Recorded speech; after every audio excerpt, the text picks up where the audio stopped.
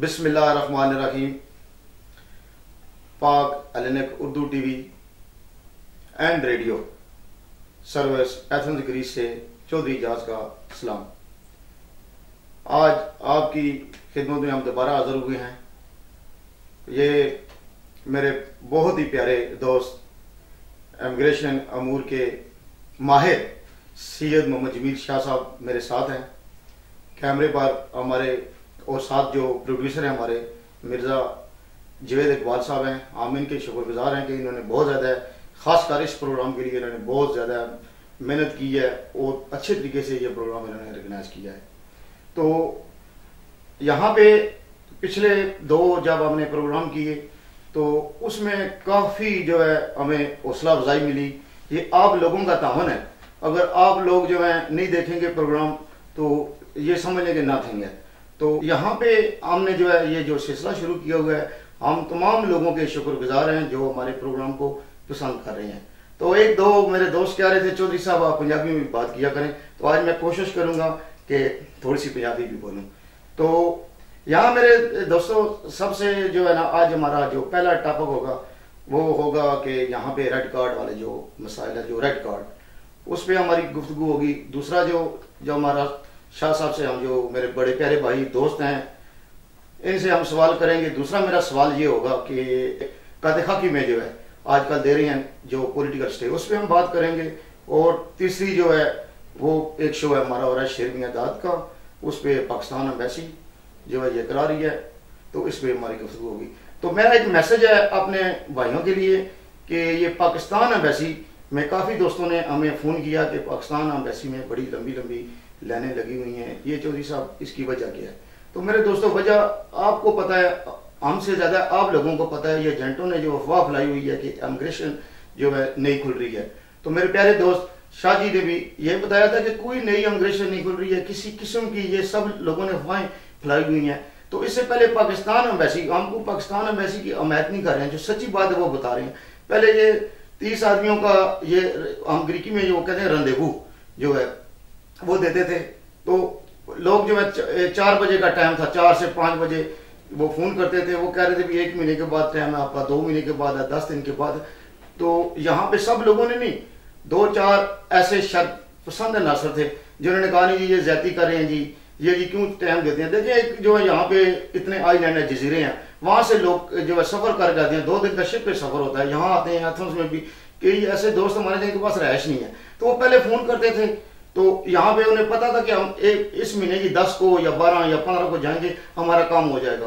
तो जब उन लोगों ने काफ़ी शोर शराबा डाला जिसकी वजह से जो हमारा जो है ना ये बहुत बड़ी मुसीबत है, जो अच्छा काम हो रहा होता है उसमें रोड़े टिकाए जाते हैं। तो मेरी गुजारिश है सब भाइयों से कि पाकिस्तान एम्बेसी में जितनी भी लंबी लंबी ये आपने लाइनें लगाई हुई हैं, खुदा के लिए ये कोई इमिग्रेशन नहीं खुल रही। तो आपने जो सफ़र किया है और यहाँ से वहाँ घूमे, कल वहाँ आज यहाँ, आने वाला कल कहाँ होगा?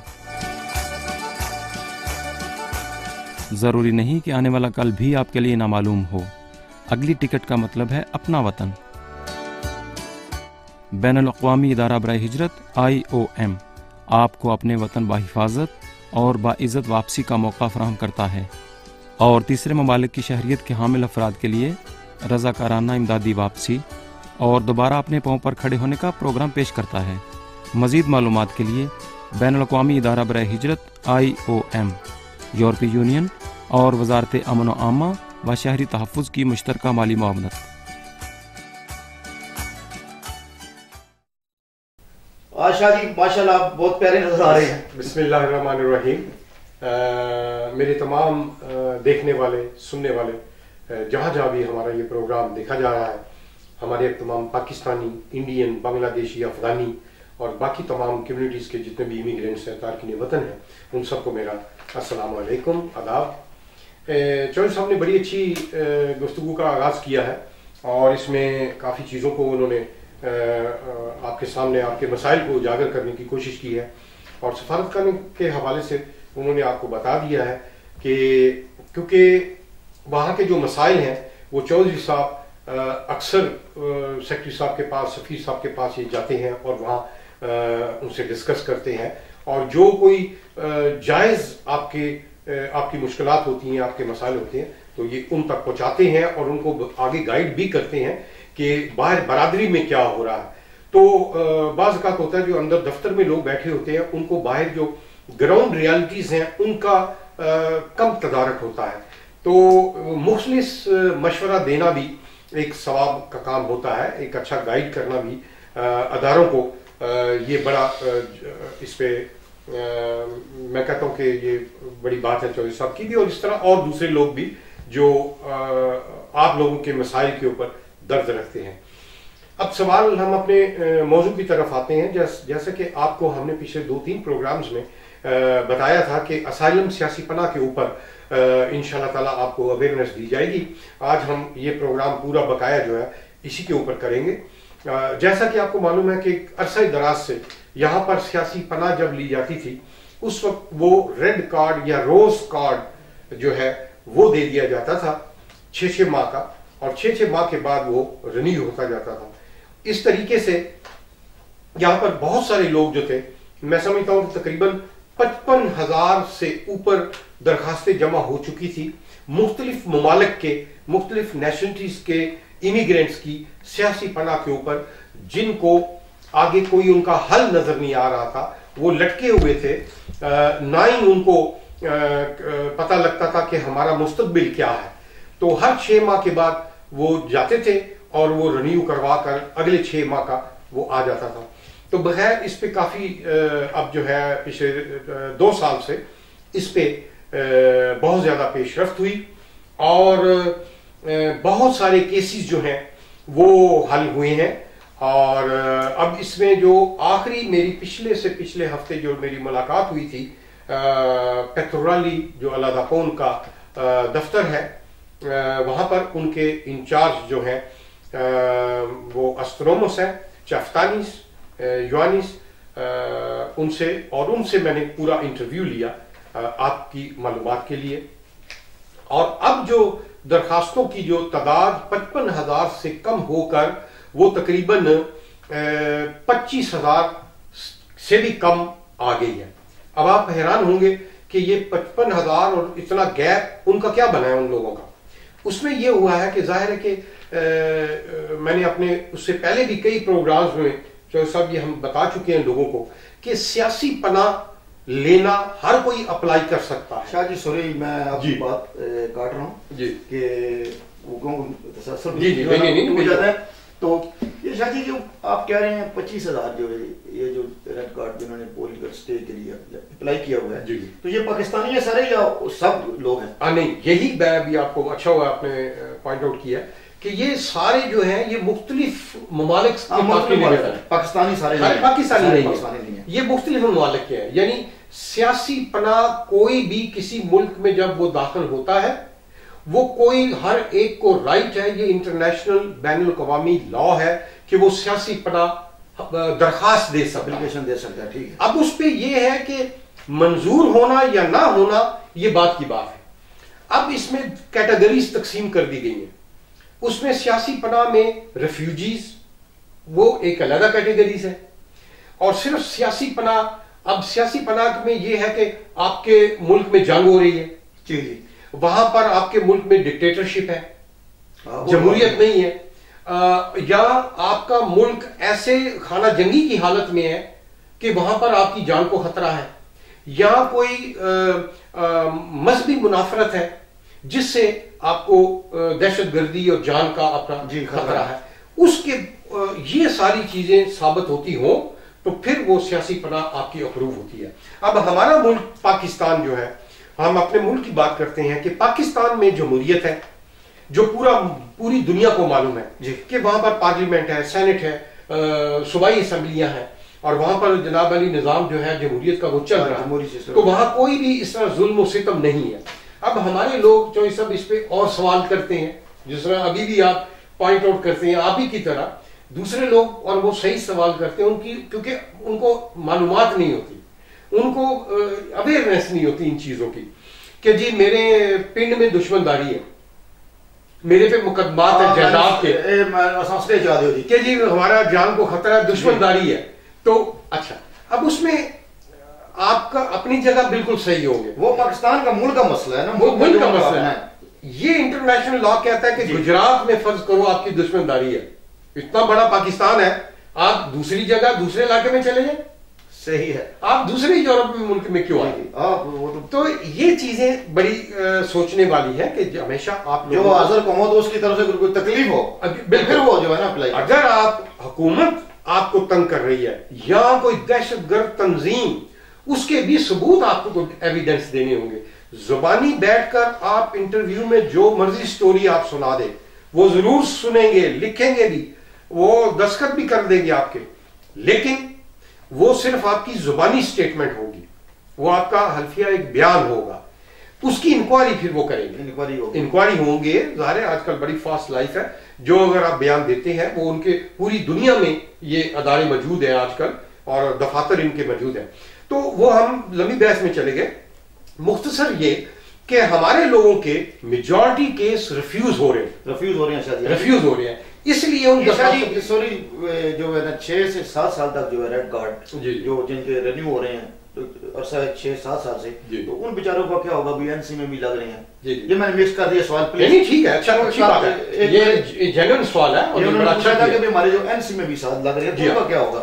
अच्छा, उसमें ये दो डिफरेंट चीजें जो हमने पिछले प्रोग्राम में भी डिस्कस की हुई थी कि देखें एनसी में जो होते हैं वो आपकी अपनी जाती प्रॉपर्टी है, आपकी वो कोई नहीं छीन सकता, वो ताहयात आपके नाम पे रहेंगे। लेकिन अब ये अलग बात है कि आप उनसे फायदा उठा सकते हैं कि नहीं, उनको आप यूटिलाइज कर सकते हैं कि नहीं। उसमें ये है, ये कोई कानून की पाबंदी नहीं है। पहले कानून था कि रेड कार्ड के ऊपर आप आदि अरगासिया निकलवाते थे, अल्फाफी में निकलता था, आप यहाँ काम करते थे। जी बिल्कुल, आप यहाँ आदि अरगासिया होता था, उसमें एंस में लगते थे जी, जाहिर है। अब बीच में आके उन्होंने ये कानून बंद कर दिया है। अच्छा, बंद हो गया था कानून। अब ये नई गवर्नमेंट जो अभी आ रही है, इसमें मैं फिर आपसे एक दरखास्त करूंगा, आप सबसे गौर से इसको जरा पल्ले बांध लें, अपने दूसरे साथियों को भी ये बात बताएं कि थोड़ा सा वक्त दें। ये हुकूमत अभी ताजा है, इसमें बहुत सारे मसाइल फेस कर रही है। आते साल न चाहते हुए जो हमारा पाकिस्तानी भाई शहीद हुआ, खुदकशी की उसने, चलो अब अपना अपना नजरिया है, खुदकशी करने वालों को तो उलमाए कराम कहते हैं कि वो हराम की मौत होती है, क्योंकि हमारे इस्लाम में खुदकशी जो है वो जायज नहीं है। लेकिन बहरहाल उसके सर्कमस्टांसेस, ये तो अल्लाह ताला की जात ही है, इसका हक सख्त का फैसला करने वाली, हम आप कौन है। लेकिन उसके बावजूद उस हादसे ने इस हुकूमत को फौरी तौर पर अपने जो प्लानिंग का प्रोग्राम था, पॉलिसी थी, उससे हटाकर कैंपों के जो मसाइल थे उस पर फौरन फोकस कर दिया। फोकस हुआ शाहजी? हाँ जी हाँ, बिल्कुल हुआ है। मनीरी शाहजी खत्म हो गया। एक और बात है शाहजी, बड़ी सी आपने ये बात की जी, एक हुकूमती जो पॉलिसी थी, लेकिन कुछ हमारे जो है लीडरान जो है, कुछ सारे नहीं, तो हमारा किसी से कोई इख्तलाफ नहीं है, हम सब हम पाकिस्तानी हैं, सब गिरी, हम जो बात सही है वो हम कर रहे हैं। तो ये कुछ ये कह रहे थे कि हमारी वजह से बंद हुआ है, हमने ये जलसे किए, जुलूस किए, पता नहीं एहतजाज किया, तो आया कि अगर वो बंद होना था तो पाकिस्तानी तो नहीं देना वहां पे शादी, और भी तो ममालिक थे वहां पे। जी बिल्कुल, ये आपने बड़ी अच्छी बात कही है। देखें ये क्यों कहा जाता है कि हमारी वजह से ये हुआ? जिस तरह आपने एक बात बड़ी क्लियर की, मैं भी अपने तौर पर एक बात क्लियर करना चाहता हूं कि हमारी अल्लाह ताला की मेहरबानी से मेरी जो सिचुएशन है वो मैं बिल्कुल गैर जानिबदार यहाँ पर शख्सियत की हैसियत से कोशिश करता हूँ रहने की, कि मैं बिल्कुल गैर जानिबदारी जो है वो की जाए, उसमें किसी किस्म की जो वो है ऐसा ना तासुर पेश करूं मैं किसी भी शख्सियत के। मेरे लिए जितनी भी शख्सियात हैं, जितने लीडर हैं, जितने सरबराह हैं वो कम्युनिटी के, वो मेरे लिए काबिल एहतराम सब भाई हैं। अगर वो अच्छा काम कोई भी अपनी पाकिस्तानी बरादरी, इंडियन, बांग्लादेश, अफगानिस्तान कम्युनिटी के लिए, अफ्रीकन के लिए, अरब के लिए कोई भी अच्छा काम करेगा, हम उसकी कदर करेंगे, हम उसकी तारीफ करेंगे, हम उनके साथ हैं हमेशा। लेकिन हाँ, ये बात आपने बिल्कुल सही कही कि ये ऑलरेडी सीरीजा गवर्नमेंट का पहले से मंशूर था अपने, और जब ये ऑपोजिशन में थे उस वक्त भी ये स्टैंड लेते थे, जुलूस निकालते थे, और उनका ये स्टैंड था तारकीन वतन के ऊपर, उनका अपना एक नुक्ता नजर था और है इस पे कोई ये नहीं है कि सिर्फ मैंने जाकर वहां जुलूस निकाला और मेरी वजह से आज ये पॉलिसी जो है हुकूमत ने यकदम कर दी है, ऐसी बात नहीं है। लेकिन उनकी काविशें भी बीच में शामिल है, ये आप कह सकते हैं जी। लेकिन ये हुकूमत जो है सिरीजा, इसकी ऑलरेडी ये पॉलिसी थी और इसमें और भी अच्छी पॉलिसीज आगे हैं तारकीन वतन के लिए। सिर्फ एक दफा फिर मैं ये कहूंगा कि दुआ करें आप सब लोग कि ये हुकूमत रह जाए। हम सब की ये दुआ होनी चाहिए दिल से कि अल्लाह करे कि इनको बहुत ज्यादा इनको चैलेंजेस दरपेश हैं इस वक्त, बहुत ज्यादा इस वक्त इनको पूरे यूरोप ने इनको टारगेट किया हुआ है और सुनने में ये आ रहा है कि कोई पता नहीं कि ये बैंकक्रप्ट ये मुल्क हो जाए और ये दोबारा वापस दरख्तों में चले जाए। तो अल्लाह ना करे, अगर वो वक्त आ गया तो जाहिर है कि सबके लिए, यूनानियों के लिए भी और हमारे तारकीन वतन के लिए भी इससे मुश्किल तकलीफों का ये दौर वापस आ जाएगा। अल्लाह ना करे ये हुकूमत रहे और इसकी पॉलिसियां जो है मजबूत हो, अपने माशरे के लिए भी, अपने लोगों के लिए भी और तारकीन वतन के लिए भी। तो इससे ये है कि हम वापस अपने उस मौजू पे आते हैं कि इनको टाइम नहीं मिला और इन्होंने अब उस मौजू को छेड़ लिया, इन्होंने मसला इनके सर पे आ गया तो वो कैंपो वाला मसला, तो ये उसको भी प्रायोरिटी दे रहे हैं इस वक्त। बाकी साइड बाय साइड सारे आजाद हो गए वहां से जी, बिल्कुल, तकरीबन कुछ ऐसे होंगे जिनको दूसरे कैंपों में शिफ्ट किया जाएगा। और इसमें जो ये इस वजह से ये तासर पैदा किया जा रहा है कि वो जो कैंपों से लोगों को छोड़ा जा रहा है तो लोग अफवाहें फैला रहे हैं कि शायद इमिग्रेशन खुल रहा है। आज सुबह से बहुत सारे टेलीफोन आए मुझे और लगातार आ रहे थे चौधरी साहब को भी कि भाई ये इमिग्रेशन जो है वो खुल रही है। शाह साहब बताएं कोई कानून आया है? शाह जी ऐसी कोई बात नहीं है, बिल्कुल कतई। सॉरी अभी क्योंकि ये हमारा प्रोग्राम चल रहा है, इसमें जो आदमी स्टॉप भी नहीं कर सकता। शाह साहब को खांसी आ गई। नहीं जी शाह जी, बात वही है कि सवाल जो है ना वो कह रहे हैं ना सुई अड़ गई है, चौधरी तेरी सुई फंस गई है। जी जी, मसला ये है शादी के, ये जो आदमी इन्होंने कैंपों से जो छोड़े हैं जी जी, इनको स्टेज इन्होंने दिए या वैसे छोड़ दिया? बिल्कुल, इस पे वो एक पूरा पैकेज बना रहे हैं। नहीं अभी नहीं दिया है। अभी नहीं, अभी वो देंगे, बिल्कुल देंगे। उसमें ये है कि एक माह का वो पेपर दे रहे हैं अभी फिलहाल उनको, ताकि कोई ना कोई तो डॉक्यूमेंट्स उनके पास हो ना। फिलहाल ऐसे तो नहीं वो छोड़ सकते किसी को भी। शाह जी अभी आपने यही कहा कि 1 महीने का पेपर दे रहे हैं जी, तो उसने पिछले प्रोग्राम में आपने ये कहा था कि जिनको ये पेपर मिले तो वो अप्लाई कर सकते हैं, लेकिन आपने पूरा जवाब नहीं ना सुना। ठीक है, इसीलिए मैं कह रहा हूं कि आप बताएं आप के बारे में। शाह जी आपको जब मैं कंप्लीट तो कर लूं फिर आपको पूरा जवाब मिलेगा। मेरे पास सवाल था एक, उसमें ये है कि अभी फिलहाल जो लोग आ रहे हैं उनको 1 माह का पेपर दे रहे हैं। उसके बाद वो तमाम लोग सियासी पनाह दोबारा अप्लाई कर सकते हैं और करेंगे। उसके बाद उनको वो 6 माह का एक स्पेशल रेजिडेंस देंगे कंडीशनली, यानी उस पे शराइत के ऊपर वो होगा, वो ओपन रेजिडेंस नहीं होगा। जिस तरह पहले हमने कहा था कि वो हर माह 2 दफा थानों में हाजिरी देंगे, अपना पता लिखवाएंगे और महीने में 2 दफा वो थाने में हाजिरी देंगे। और वो उस पेपर उस 6 माह के दरमियान वो कोई अपना मुस्तकबिल का लाए अमल ढूंढेंगे, वापस जाना चाहेंगे या मतलब यहां कोई उनको काम मिल जाएगा तो वो उनके लिए बेहतर होगा। उसके लिए उसको फिर वो लेटर देना पड़ेगा मालिक को। ये सारी चीजें हम अगले प्रोग्राम में बताएंगे तफसील से। जब ये सारा पैकेज आ जाएगा उस पे अब ये है कि इमिग्रेशन, ओपन इमिग्रेशन कतन बिल्कुल ये गवर्नमेंट नहीं खोल रहे। ये मैं आपको वाजे बता रहा हूं। हर रोज राब्ता रहता है वजारत दाखिला में, वजारत पब्लिक ऑर्डर में, मुख्तलिफ अदारों में। बिल्कुल उन्होंने कैटेगोरिकली उन्होंने ये रिफ्यूज किया है कि हम ओपन इमिग्रेशन बिल्कुल नहीं ओपन कर रहे। तो उस पे एक पैकेज बन रहा है, उस पे अभी टाइम लगेगा। वो हम आपको जैसी वो पाए तकमील तक पहुंचेगा उसके खदोखाल वो आएंगे। हम अपने जो भी हर हफ्ते के प्रोग्राम में हमें जो भी अपडेट्स होंगी हम आप तक पहुंचाते रहेंगे। मेरा ख्याल है कि चौधरी साहब यहां तक अभी एक वक्फा ले लेते हैं। हम वक्फा लेते हैं तो वक्फे के बाद दोबारा हम हाजिर होते हैं।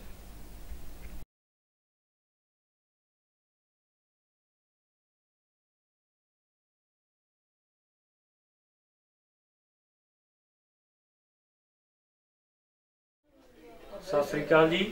ਮਿਰਜ਼ਾ ਫੋਟੋਜ਼ ਵੱਲੋਂ ਇੰਡੀਅਨ ਅਤੇ ਪਾਕਿਸਤਾਨੀ ਭਰਾਵਾਂ ਨੂੰ ਬਹੁਤ ਵੱਡੀ ਖੁਸ਼ਖਬਰੀ ਦਿੱਤੀ ਜਾਂਦੀ ਹੈ ਕਿ ਅਥੀਨਾ ਤੋਂ ਬਾਅਦ ਪਹਿਲੀ ਵਾਰ ਤਾਜ਼ਾ ਮਨੀ ਵਾਲਿਆਂ ਨੇ ਬ੍ਰਾਂਚ ਖੋਲ੍ਹੀ ਆ ਮਿਰਜ਼ਾ ਫੋਟੋਜ਼ ਸੀਮਾਧਾਰੀ ਅਤੇ ਮਿਰਜ਼ਾ ਫੋਟੋਜ਼ ਐਨੋਫੀਤਾ ਵਿਖੇ। ਇਸ ਤਾਜ਼ਾ ਮਨੀ ਦੀ ਖਾਸੀਅਤ ਇੰਡੀਆ ਵਾਸਤੇ ਸਭ ਤੋਂ ਵੱਧ ਰੇਟ ਅਤੇ ਸਭ ਤੋਂ ਘੱਟ ਫੀਸ ਅਤੇ ਪਾਕਿਸਤਾਨ ਵਾਸਤੇ 80 ਯੂਰੋ ਤੋਂ ਉੱਪਰ ਦੀ ਪੇਮੈਂਟ ਕਰਨ ਤੇ ਬਿਲਕੁਲ ਫ੍ਰੀ ਫੀਸ, ਕੋਈ ਫੀਸ ਨਹੀਂ ਲਈ ਜਾਊਗੀ, ਬਿਲਕੁਲ ਫ੍ਰੀ। ਅਤੇ ਤੁਸੀਂ ਤਾਜ਼ਾ ਮਨੀ ਰਾਹੀਂ ਇੰਡੀਆ ਤੇ ਪਾਕਿਸਤਾਨ ਦੇ ਕਿਸੇ ਵੀ ਬੈਂਕ ਅਕਾਊਂਟ ਦੇ ਵਿੱਚ ਪੈਸੇ ਭੇਜ ਸਕਦੇ ਹੋ। ਇੱਕ ਵਾਰ ਸੇਵਾ ਦਾ ਮੌਕਾ ਜ਼ਰੂਰ ਦਿਓ। ਮਿਰਜ਼ਾ ਫੋਟੋਜ਼।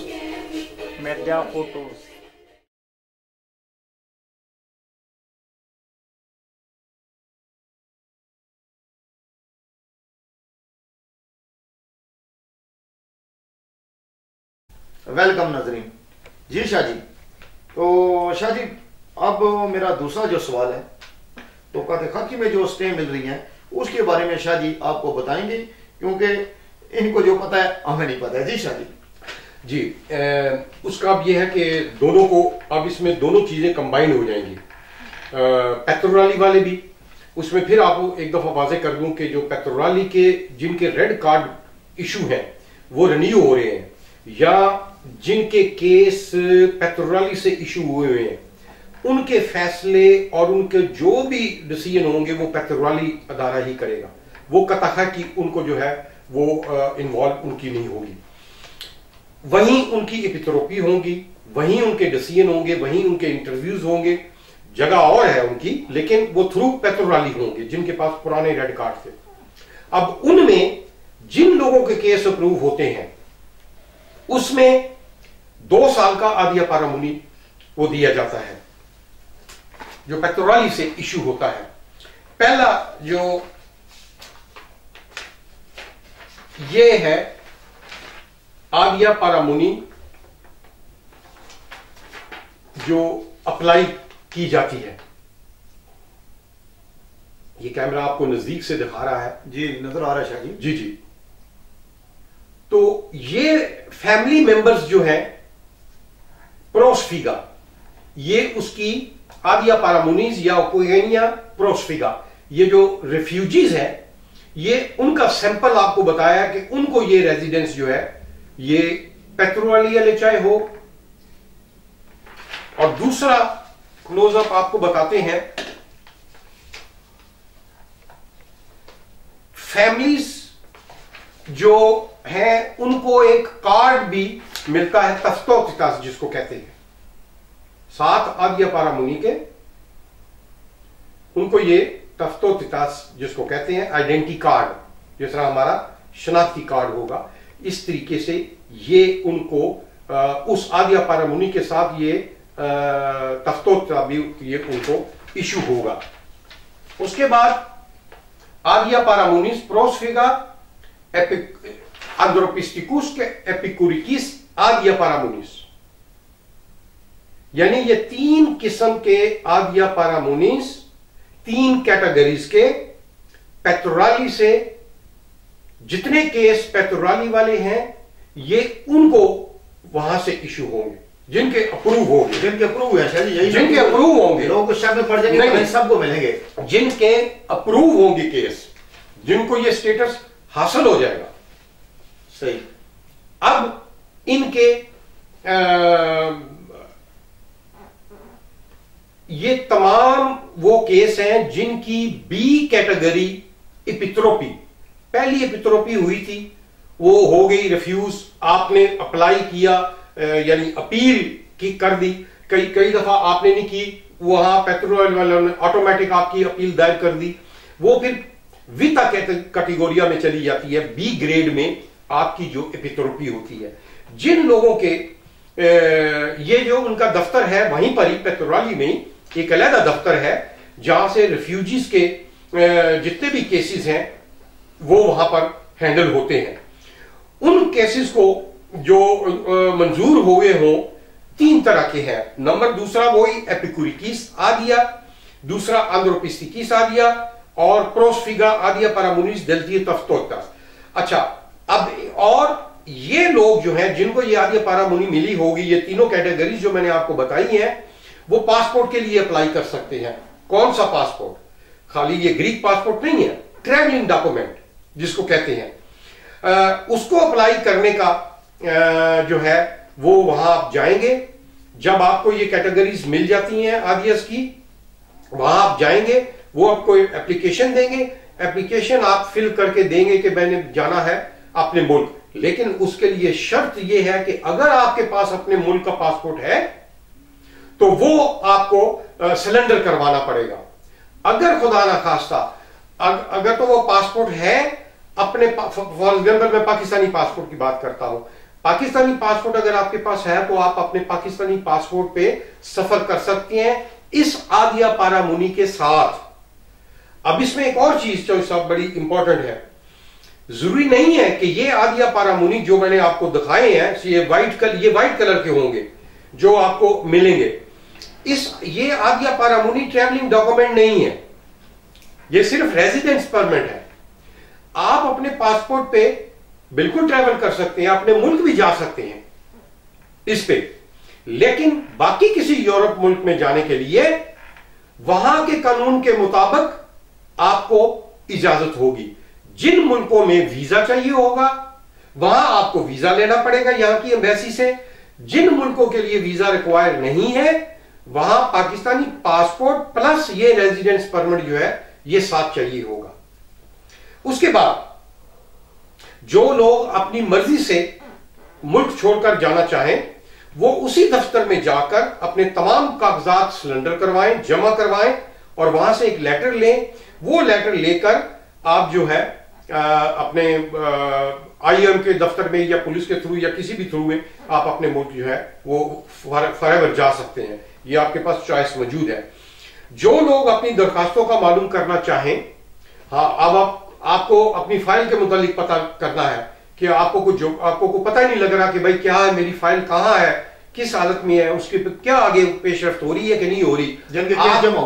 आपको पूरा इख्तियार है कि आप अपनी फाइल के मुतालिक, अपने केस के मुतालिक आप उसी दफ्तर में जाएं, जाकर आप अपनी फाइल के मुतालिक मालूमात हासिल कर सकते हैं।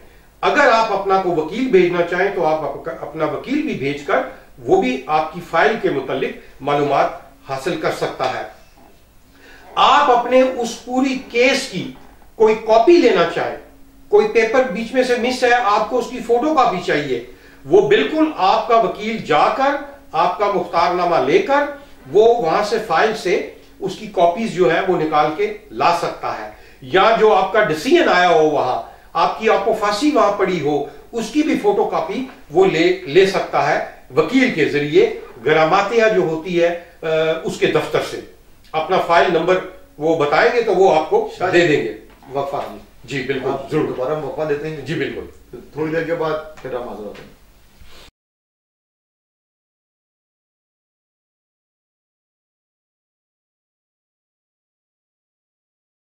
आफ्ताब करेंसी की S remit, S wire, S speed deposit और एस ब्लिंक सर्विस से दुनिया भर में रकम की मुंतकली फौरी, महफूज और निहायत आसान।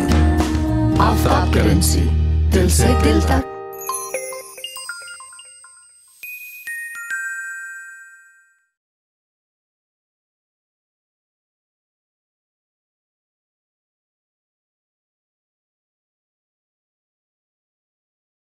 जी वेलकम जी शादी। जी नाज़रीन, मैं वो बता रहा था आपको कि रेफ्यूजीज दो किस्म के हैं। एक ये जो दरखास्तें हैं जिनको ये रेजिडेंट्स जो हैं, अब आप सवाल करेंगे कि इन तीन कैटेगरीज मैंने आपको आदिया पारामुनिस की बताई हैं और वो जो है वो अब उनको बताते हैं कि ये कितने कितने साल का रेजिडेंस जो है मिलना चाहिए या मिलता है और उनके आगे क्या क्या मरहल हैं। जिन लोगों की दरखास्तें अक्टूबर 2013 से पहले जिनके केस अप्रूव हुए थे, याद रखें, जिन लोगों के केस अक्टूबर 2013 से पहले के अप्रूव हो चुके हुए हैं, रिकमेंड हो गए हुए हैं, आपको अपनी फांसी मिल गई है, उन तमाम को 5 साल आदिया पारामूनी मिलेगी। 5 साल आदिया पारामूनी जो 5 साल के लिए रिन्यू होगी, और उन्हीं को वो जो तफ्तोतिता होगा, आइडेंटिटी कार्ड होगा, वो भी 5 साल का ही मिलेगा, और वो एक ही बार मिलेगा, वो दोबारा रिन्यूएबल नहीं होगा। उसके लिए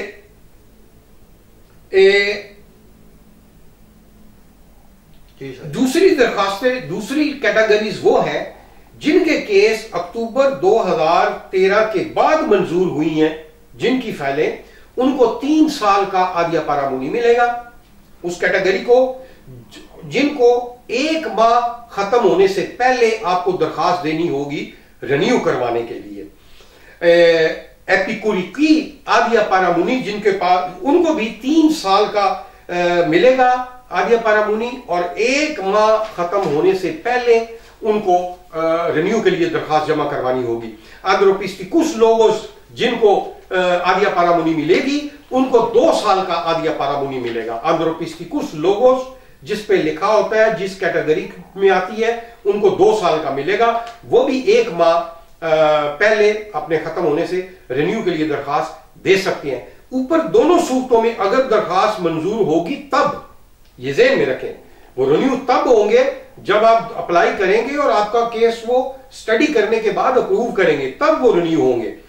उसके लिए रेफ्यूजीज के लिए ट्रैवल डॉक्यूमेंट जो पासपोर्ट है, वो 5 साल के लिए दरखास्त देना होगी, और पारावोलो जो है इनका वो 58 यूरो और 22 यूरो, और उनके बच्चों को जो 14 साल से ऊपर वालों को 5 साल का मिलेगा, और 14 साल से कम उम्र वाले बच्चों को 3 साल का पासपोर्ट मिलेगा।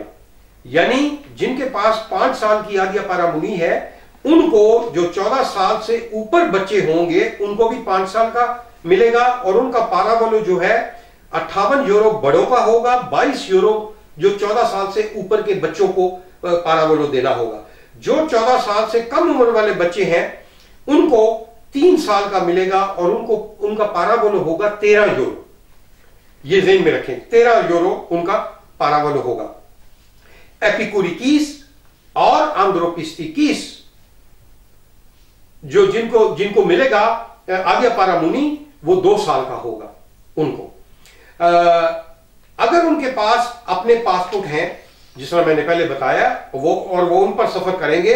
अगर उनके पास पासपोर्ट नहीं है, हाँ, अगर आपके पास मैं पाकिस्तानियों के लिए बात कर रहा हूं, अगर सफारत खाना पाकिस्तान आपको लिख के दे दे कि हम आपका पासपोर्ट नहीं बना सकते, वो एक लेटर दे दे, वजह कोई भी हो, वो लेटर लेकर अगर आप जाएंगे, तब आपको ट्रैवलिंग डॉक्यूमेंट जो है वो आपको ये अपना पासपोर्ट अलग वो देंगे, ट्रैवलिंग डॉक्यूमेंट, यूनानी पासपोर्ट नहीं। ये ज़हन में रखें आप। ये शायद यूएनओ का जो होता है पासपोर्ट, जी नहीं, यूएनओ का नहीं होता जी। ये बहुत गलत लफ्ज आप सब लोग इस्तेमाल करते हैं। यूएनओ का कोई तल्लक वास्ता यूनान के तमाम मामलात से नहीं है। यूएनओ का अदारा, मैंने इसके पहले प्रोग्राम में भी बताया था, वो टोटल डिफरेंट है। ये ग्रीक गवर्नमेंट का अदारा है। अच्छा जी। ये सारा अदारा ट्रैवलिंग डॉक्यूमेंट्स भी जो ये देते हैं, इनका अपना अदारा है हुकूमत यूनान के अंडर। उसके लिए फिर वो आपको ट्रैवलिंग डॉक्यूमेंट जो है वो पासपोर्ट, ये ट्रैवलिंग डॉक्यूमेंट के लिए ये देंगे आपको। रेफ्यूजीज जो है वो जो उनको पासपोर्ट मिलेगा, एक ज़हन में रखें, वो भी हम इंशाल्लाह अपने प्रोड्यूसर साहब से कहेंगे कि स्क्रीन के ऊपर जिस तरह के 3 आदिया पारामूनी आपको दिखाए हैं, जो कताखाकी में केसेस जा रहे हैं वो टोटल डिफरेंट है। ये सारे केस थे मिक्स अलादापोन के और कताखाकी से जिन लोगों को अप्रूव होंगे केस, उनको अभी से ही यूरोपियन टाइप का एक कार्ड है, आइडेंटिटी कार्ड है, डायरेक्ट वो मिलेगा। माजूद चाहता हूं, कितने अरसे का? और उसके लिए 5 साल का, और उनमें कैटेगरीज हैं। 3 साल जी हाँ, जिनके केस अप्रूव होंगे। उसी तरह ये पितरोपी में इंटरव्यू में सबूतों के साथ। जी आपको खांसी भी आई है, आपका सवाल मैं काट रहा हूं, सॉरी। ये जो आप कहते हैं कि ट्रैवल जो है, जो पाकिस्तान करेंगे, हमारे जो भाई हैं जिनको स्टे मिलती है, तो बगैर पासपोर्ट के वो किस तरह करेंगे शादी? वो पाकिस्तान में तो पासपोर्ट मांगेंगे, पाकिस्तानी पासपोर्ट नहीं है आपके पास। मैं तो वही ये किया ना कि जिन लोगों के पास पासपोर्ट अपने नहीं है पाकिस्तानी, वो सफारत खाने में जाएंगे अपने, वो लेटर देंगे, वो वहां से कहेंगे हमें या तो पासपोर्ट दें या लेटर दें। अगर वो नहीं देंगे आपको तो उनसे लेटर लिखवाएं। वापस किस तरह आएंगे शाह जी? मसला तो ये है ना कि वो तो चले तो जाएंगे, वो तो पाकिस्तान पासपोर्ट बेशक पेपर हो शाह जी, वो वहां किस तरह फ्लाई होने देंगे उनको? सरकार उनके पास ये आदिया पारामुनी होगी ना, लेकिन आदिया पारामुनी पासपोर्ट के ऊपर होती है ना, लगी हुई है। नहीं ये अलग है, ये सारी कैटेगरीज जितनी है ये सेपरेट होती है। अच्छा, ये स्टिकर नहीं है, स्टिकर नहीं है, ये आदिया पारामुनी जो मैंने दिखाया है जी, ये आदिया पारामुनी है। इस पेपर पे जाएंगे और वापस भी आएंगे, लेकिन पासपोर्ट पे अगर उनके पास पाकिस्तानी पासपोर्ट नहीं है वो लेटर ले एम्बेसी से कि भाई हम आपको पासपोर्ट नहीं देते, ठीक है, वो लेटर लेकर लगा पहुंच जाएंगे, उनको वो ट्रैवलिंग पासपोर्ट देंगे। अच्छा जब मैं बात ट्रैवलिंग पास जी ट्रैवलिंग डॉक्यूमेंट, यही मैंने इससे पहले कह चुका दो। अच्छा, आपने ये 7 मिनट जाया किए। नहीं कोई मसला नहीं, चलो प्रोड्यूसर साहब नाराज ना हो, समझ अच्छा की बात नहीं है। उसमें अभी हमारे पास 2 मिनट बकाया है। उसमें ये है कि रिफ्यूजी स्टेटस वाले जिन पासपोर्ट जिनके पास, हाँ, कतर हाकी से जो पासपोर्ट मिलेगा वो यूरोपियन स्टैंडर्ड का एक और है, वो हम आपको स्क्रीन पे दिखाएंगे, वो पासपोर्ट उनको मिलेगा कंप्यूटराइज, उस पे वो तमाम मुमालिक में सफर कर सकते हैं। और अगर किसी मुल्क का वीजा जरूरी हुआ तो वहां वीजा लेना उनके लिए जरूरी होगा, और अपने मुल्क, हाँ, उस यूरोपियन स्टैंडर्ड के पासपोर्ट पे अपने मुल्क सफर नहीं कर सकते। जी ये मैं शाह जी आपको कह रहा था, ये रेफ्यूजीज वाले, अब मैं कह रहा हूं शाह जी, ये रेफ्यूजीज वालों की बात कर रहा हूं। जी शाह जी यही तो मेरा सवाल था, लेकिन पाकिस्तानी पासपोर्ट नहीं, लेकिन सब उसमें जो मेन बात है कि हमारे पाकिस्तानी जो है वो रिफ्यूजी स्टेटस है ही नहीं है किसी का। ये सब वो लोग हैं जो इराक के हैं, जो सीरिया के हैं, जो दूसरे के हैं। बात सही है, यही तो मैं कह रहा, मेरा सवाल यही था ना कि वो पाकिस्तान जाएंगे, पाकिस्तानी पासपोर्ट ही उनके पास नहीं है। जी बिल्कुल, ये मैं कह रहा हूँ। अच्छा, और वो एक बार फिर जो है, जो मेरी बात समझ में आई है कि अगर आपके पास पाकिस्तानी पासपोर्ट नहीं है तो पाकिस्तान आप नहीं जा सकते। यही बात है शायद। जी बिल्कुल इस तरह। जी नाजरीन, ये जो चौधरी साहब ने भी बड़ी अच्छा सवाल दोबारा किया कि भाई वो लोग, ये जो रिफ्यूजी स्टेटस है, एपिक्यूरिकीस, आंद्रोपिस्टिकी, ये सारी स्टेटस जो है ये हमारे पाकिस्तानियों के बहुत आटे में नमक के बराबर होते हैं। अभी तक कोई ऐसा केस पाकिस्तानी का नहीं आया इसमें, तो वो इसलिए चौधरी साहब जरा कंफ्यूज हो रहे थे। हमारे लोग, उनको आदिया पारामुनी तो मिलेगा ही मिलेगा, रेजिडेंस परमिट जिसको कहते हैं, वो एक सॉलिड डॉक्यूमेंट है। उसके बाद कैसे अपने मुल्क में जाना है, या वो अपने पासपोर्ट पे जाएगा। अगर वो अपना पासपोर्ट नहीं है उसके पास जेन्युइन, तो एम्बेसी जाए, अपना पासपोर्ट बनवाए, उसके पास आदिया पारामुनी तो है, रेजिडेंस है, वो पासपोर्ट लेकर उस पे आप इस आदिया पारामुनी पे अपने मुल्क आ जा सकता है, उसमें कोई प्रॉब्लम नहीं है। बिल्कुल हमारे FIA वालों को ये अब नई कैटेगरीज की जो डॉक्यूमेंट्स, ये रेजिडेंस है मुख्तलिफ कैटेगरीज की, ये भी हम उनको इंशाल्लाह ताला जल्दी भेज देंगे ताकि वो भी अपडेट हो इन पे इंशाल्लाह। दूसरी बात है कि जब आप दरखास्त देते हैं सियासी पनाह की, रेफ्यूजीज की, ये सब के लिए है। अगर किसी की फैमिलीज यहां है, किसी के को बच्चे हैं, तो स्टार्ट में उसने अपनी सिर्फ जमा करवाई है, तो अब बाद में उसको ख्याल आया कि मैंने अपने बच्चों की या बीवी की, रिश्तेदार की मैंने जमा नहीं करेगी दरखास्त, तो वो बिल्कुल उसके तमाम कवायद वो लेकर, अपने डॉक्यूमेंट्स लेकर दोबारा भी जाकर वो अपने फैमिलीज के कागजात जमा करवा सकता है सियासी पनाह के लिए, उसके रेफ्यूजीज के लिए। तो इसमें कोई ऐसी वो चीज नहीं है। तो ये हमने आज का टॉपिक था चौधरी साहब, जो सियासी पनाह और रेफ्यूजीज के ऊपर पेट्रोराली और कताहाटी के कंबाइंड, ये 2 अलग पैरेलल चल रही हैं। पेट्रोराली अपनी जगह, जो वहां से केस इशू हुए थे रेड कार्ड के, वो सिर्फ पेट्रोराली उसको हैंडल करेगा, वो ही उन कागजात पे फैसले देंगे, उन्हीं को वो ट्रैवलिंग डॉक्यूमेंट्स देंगे, उन्हीं को वो आदिया पारामुनी देंगे, क्या किस कैटेगरी का वो अप्रूव होता है।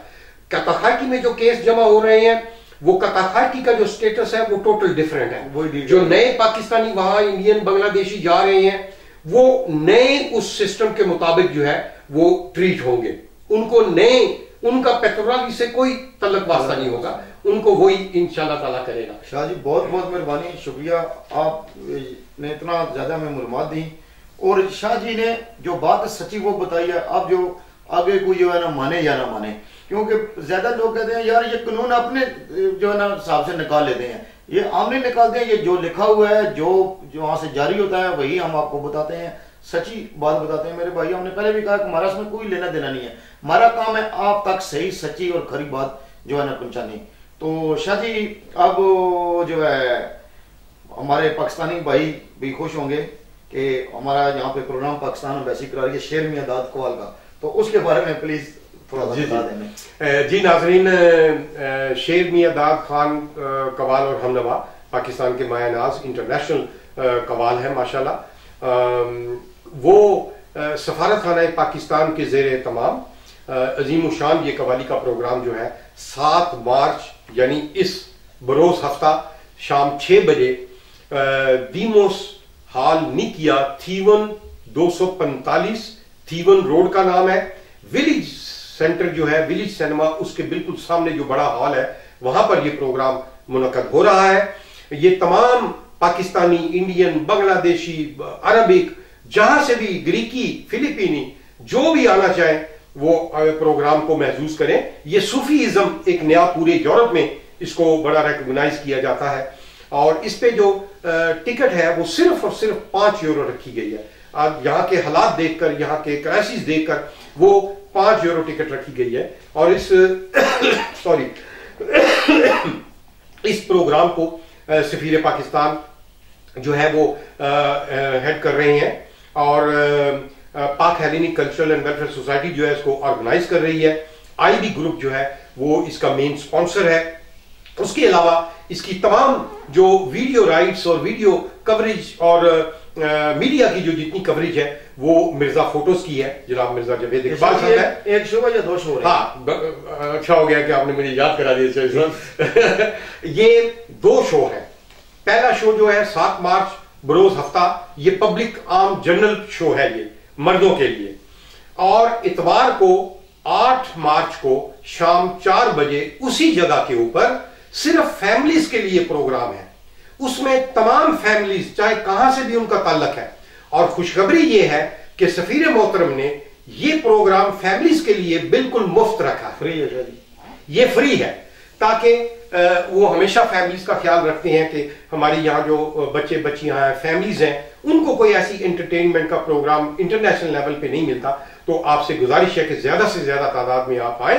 अपने यूनानी फैमिलियां हैं, अरबिक हैं, उक्रानिया, रशिया, जहां से भी हैं, आप उनको लेकर आए ज्यादा से ज्यादा अपने साथ। और लेकिन कोशिश करें कि फैमिलीज आए और उसमें ये सब चेकिंग होगी।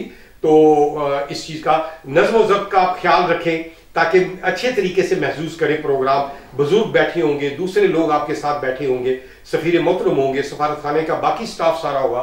तो इसको आप भरपूर कामयाब बनाएं।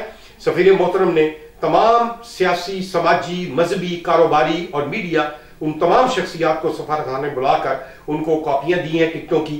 आप भरपूर तावन करें, ज्यादा से ज्यादा तादाद में। 5 यूरो कुछ भी नहीं है, इतने बड़े इंटरनेशनल प्रोग्राम को आप महसूस करेंगे और आपकी फरमाइशें भी वहां होंगी। और शेर मियां दाद खान साहब किसी भी तारीफ के मोहताज नहीं है। आगे भी वो यूनान में 2-3 साल पहले वो आ चुके हैं और लेकिन इस दफा आपको बहुत ज्यादा मजा आएगा। तो चौधरी साहब यही था आज का मेरा। बहुत बहुत मेहरबानी, शुक्रिया शाह जी। आज बहुत ज्यादा आपने हमें बताया, बल्कि आपकी तबीयत भी खराब होगी, खांसी आपको शुरू हो गई थी। तो प्रोग्राम जब लाइव चल रहा हो तो उसमें तो आदमी कुछ भी नहीं कर सकता। तो मेरे एक बार फिर दरख्वास्त है कि आप लोग हमारा प्रोग्राम देखें, आपको पसंद आए तो स्क्रीन पे जो हमारे नंबर भी आते हैं, आप हमें कॉल करें। कोई मसला है, मसाइल है, हमें बताएं। इंशाअल्लाह ताला बेलोस जो है ना हम आपकी जो है ना वो बात जो है, जो काम होगा वो करेंगे, आपकी बात भी सुनेंगे और आपको जो बात है सच्ची और खरी वही हम आपको बताएंगे। खुदा हाफिज।